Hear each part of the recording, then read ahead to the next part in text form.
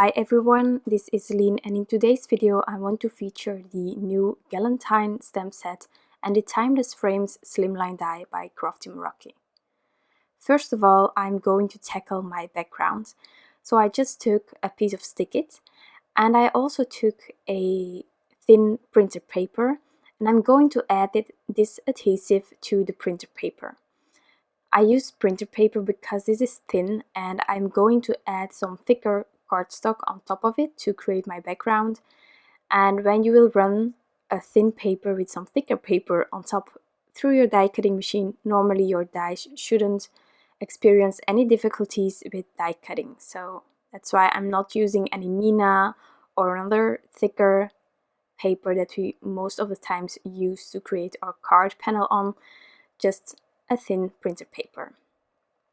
I have cut out some strips. This is all Concord and 9th color cardstock. They have fabulous rainbows in it. Today I'm using the pinks and the orangey pinkish colors for this background. These strips are all the same width, and I just took 3/16 of an inch for all of them. And I'm just lining them up next to each other, repeating the same order. And then once everything is on there, I will be able to trim out my background. So this Timeless Frames Slimline Die is just truly fantastic. It's one of those basics that I think I will use a lot. Here, while lining it up, I was really making sure that the lines were going completely horizontal, that they were parallel with the die, because I want to do my sentiments on there and I don't want any crooked sentiments. So I'm just checking it with my T-square ruler, and it sort of is just perfect. So then I can run it through my die cutting machine, and that will give me a panel and also a frame, and these stripes just run through the whole card. I also contemplated on creating a white frame and then just have the colors pop on the inside, but then later on when I tested it with my images, I thought that it was better to use just a complete stripe background that I've die cut. So here you can see me stamp out this stamp set from Galentine, and I'm doing that on Strathmore Bristol Smooth with my Distress Ink Antique Linen, because I'm going to do some no-line coloring with my Distress inks. So for the coloring, I decided to keep the colors in the pinkish tones because of my background, and this way they will fit perfectly. And then I wanted to have two hair colors for these girls to really let them both stand out. So I'm using today the Tattered Rose, Victorian Velvet, Peeled Paint, Festive Berries, Aged Mahogany, Wild Honey, Brushed Corduroy, and Cracked Pistachio. So for the coloring, I'm going to do what I always do with Distress inks, and that's just that I take a really big amount of the ink, barely any water on my paintbrush, and I'm just tracing the lines. For the hair, I really want to have color all over, so I am now just blending it out with a damp paintbrush, and later on I will add the highlights once more by going over it with a huge amount of ink. Now for the rest of the stamp, you will see that I'm doing like always, just adding where I want to have a shadow, and then I'm dragging it out towards the rest of the image using a damp paintbrush. I'm always saying damp paintbrush, and that's really important when you're using Strathmore Bristol Smooth. This paper can handle water, but it cannot handle a lot of water. It's not like a regular watercolor paper. It can handle it, but not too much. So if you're using Distress inks and you want to color like this, damp paintbrushes, you can also use zigs, for example, and then the blender, or also a damp paintbrush, whatever you like coloring with, and you just go over the lines. So here I'm still busy with getting brown all over, but you also can already see that I added some highlights to the top and the left side of the hair.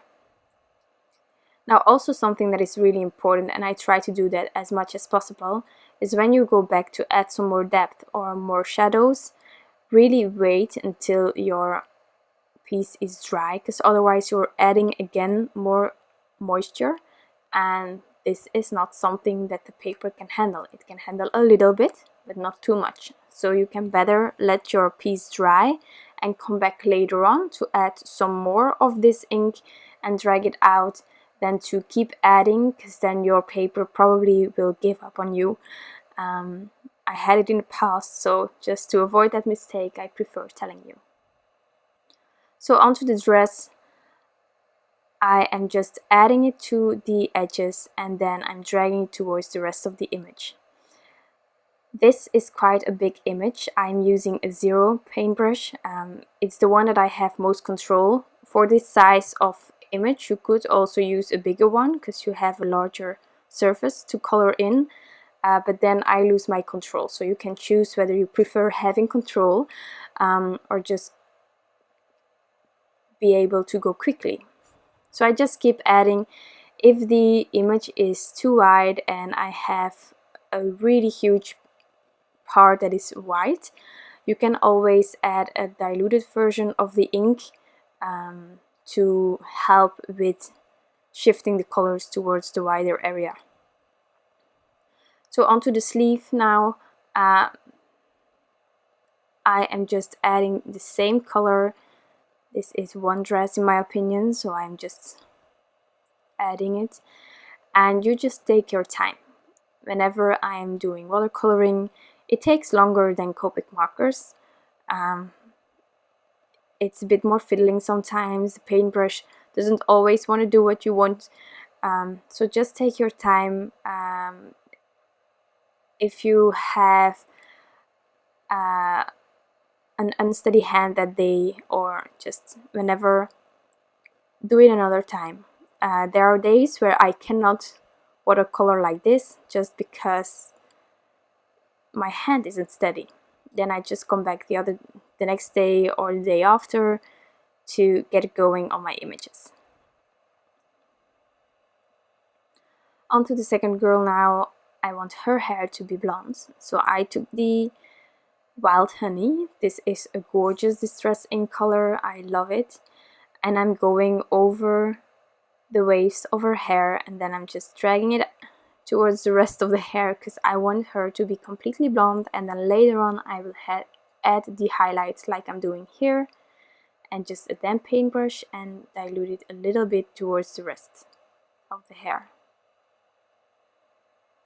And that's how I am coloring the complete image. Exactly the same way also for the clothing later on, exactly the same as the darker dress. So I don't know if you were aware about the Galentine word. Actually, it's something that I never heard of. I live in Belgium, and it's something that I was unaware of, that there was a specific word for this. So I looked it up, and the internet says that it is about a platonic friendship, usually among women, and I just love it. So I already know who I'm going to give a card to, and I probably need to explain her why. But I just think this is gorgeous. Definitely in these times we need some friends around us. We need some people to talk to just spread the love.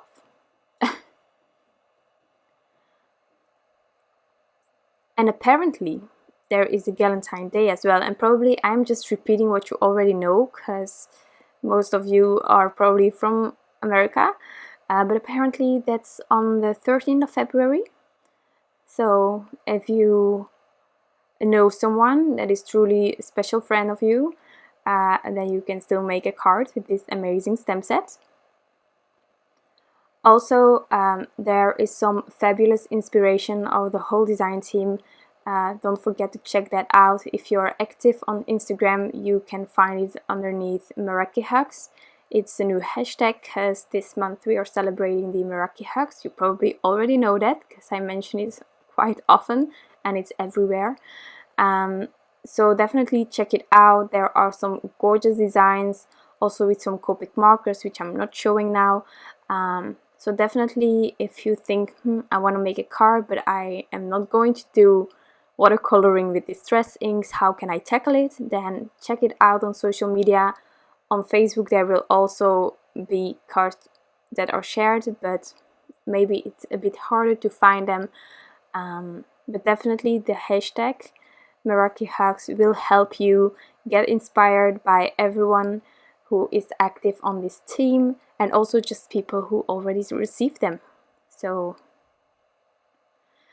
here for the hair I'm adding the leaves. Now I must admit, when I started on coloring the flowers and the leaves, I couldn't really see where everything was. I think I didn't stamp it out completely that crisp, so I just added a bit of greenery sort of where I thought that it would fit. So it might not be the same as on the stamp set, but with watercoloring and no-line coloring you can really do whatever you want or whatever you feel like. So that was really handy. Now for the skin tone, I was a bit of a search.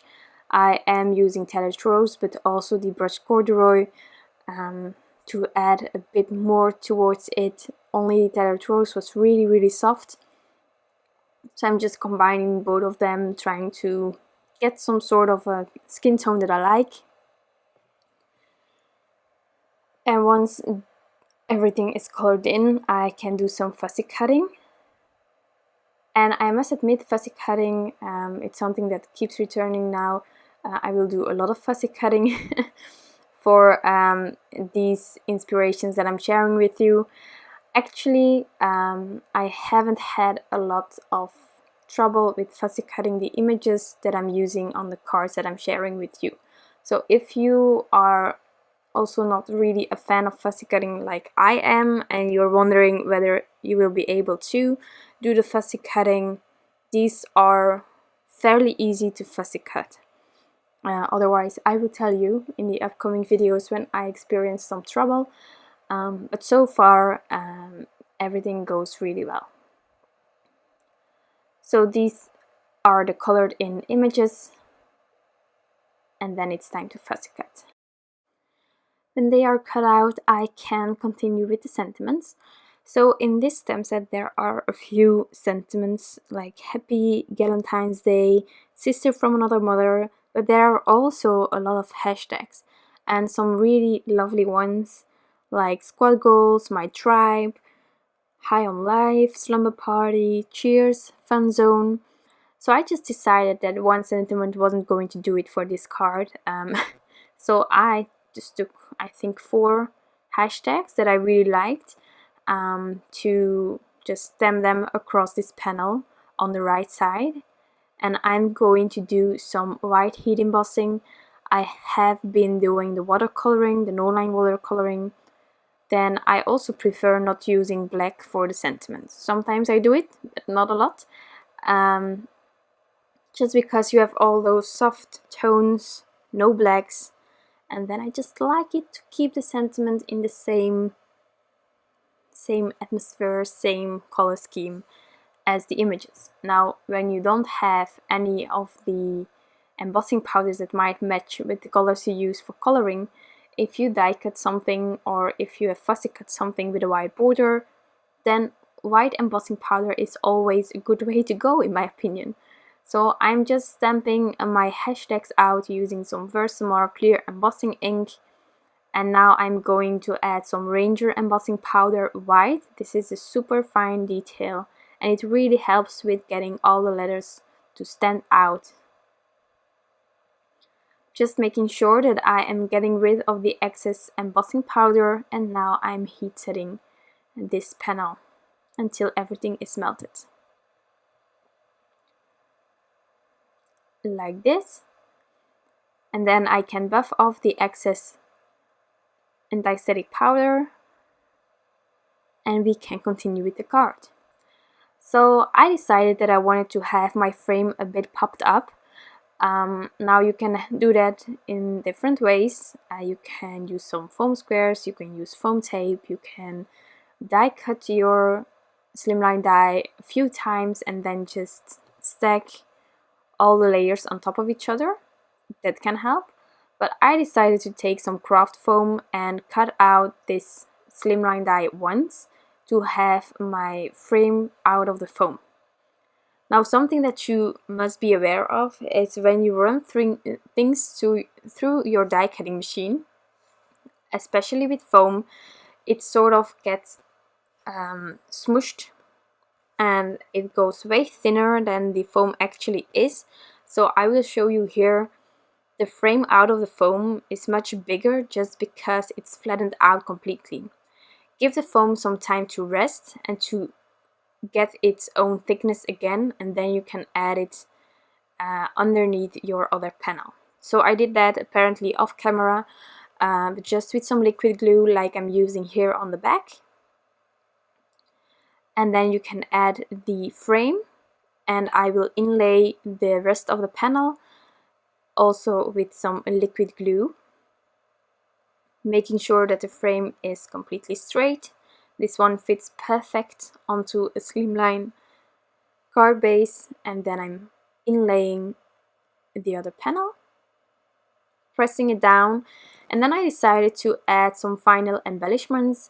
So I took a look in my drawer and I found these pearls. These are soft Dahlia mix by Little Things from Lucy's Cards, and it really